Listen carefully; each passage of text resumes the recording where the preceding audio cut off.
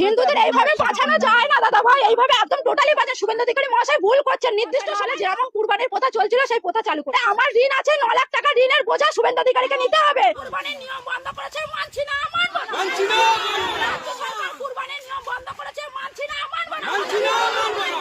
নাহলে আমার স্বামী সুইসাইড করবে বলছে, সন্তান অনাথ হবে, কিভাবে চালাবো? আমি তো মেয়ে মানুষ, আমার কি বাইরে যাওয়ার ক্ষমতা আছে? আমি কি ইনকাম করবো? রেখা পাত্র দিদি ভাই যে কথা বলছে যে গরু যে 14 বছর বয়সীকে কুরবানি দিতে হবে, প্রথা তো এতদিন ছিল না। মাত্র 15 দিন ক্ষমতায় এসে আজকে নতুন নতুন নিয়ম, নতুন নতুন প্রথা চালু করছে। নিয়ম তো নেই, মানুষের জীবনের গ্যারান্টি নেই। তাহলে গরুর 14 বছরের জীবনের গ্যারান্টি আমরা কিভাবে নেবো? কিভাবে নেবো? শুধু তো গরুকে খাওয়ালে আর গরুকে দুধ বিক্রি করলে তো আমাদের সংসার চলবে না। কুরবানির প্রথা ছিল বলে গরু তুলতাম, গরু পুষতাম। এখন যদি এই নিয়ম চালু হয় তাহলে মুদি আমাদের খাটালে গরু তুলে দিক, তারপরে আমরা সেই গরুকে মুদি খাওয়ানোর পয়সা দেবে, আমাদের দেখাশোনা করার পয়সা দেবে। তাহলে গোমাতাকে সেই 14 বছর বয়স পর্যন্ত আমরা রেখে দিতে পারবো। তার আগে গোমাতা এতদিন এই প্রথা চালু ছিল না, আমরা এই প্রথা রাখতে পারবো না। আমাদের কুরবানির প্রথা চালু করুক, নাহলে আমাদের স্বামীরা সন্তানরা সব অনাথ হয়ে যাবে, সুইসাইড করবে বলছে। এর দায় শুভেন্দু অধিকারী, রেখা পাত্র এদেরকে নিতে হবে, নিতে হবে। সরকার বলছে যে গোমাতাকে বাঁচাচ্ছে।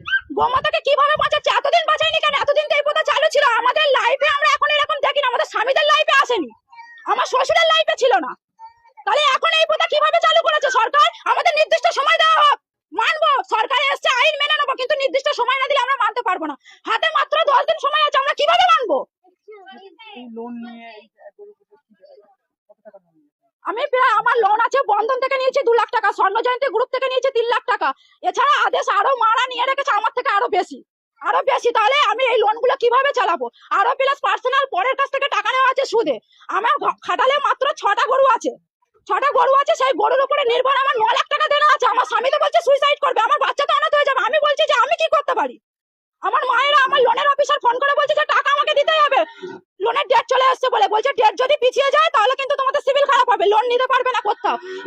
এইসব যে আমাদের কাণ্ডগুলো ঘটছে, আমাদের তো জীবন ভবিষ্যৎ অন্ধকার হয়ে যাচ্ছে। আপনার কতটা গরু চাষ করেছেন? আমার 6টা গরু আছে, 2টো ছোট ছোট বাছুর আছে, 8টা গরু এখন আছে। কি চাইছেন আপনারা? আমরা এই কুরবানির প্রথা চালু হোক, কেনা বেচা যেমন চলছিল সেইগুলো নিয়মগুলো বাদ দিয়ে কেনা বেচাটা চালু করে দিক। আমাদের গরুগুলো বেচাকেনা না হলে আমরা সুইসাইড করা ছাড়া আমাদের সরকার বাধ্যতা। বলছে যে হিন্দুদের বাঁচাচ্ছি।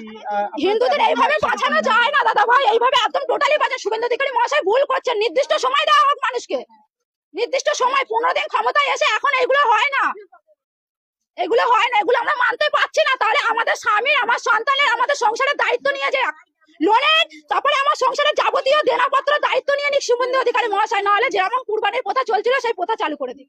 নাহলে আমার ঋণ আছে 9 লাখ টাকা, ঋণের বোঝা শুভেন্দু অধিকারীকে নিতে হবে। নাহলে আমার স্বামী সুইসাইড করবে বলছে, আমার সন্তান অনাথ হবে, আমি কিভাবে চালাবো? আমি তো মেয়ে মানুষ, আমার কি বাইরে যাওয়ার ক্ষমতা আছে? আমি কি ইনকাম করবো?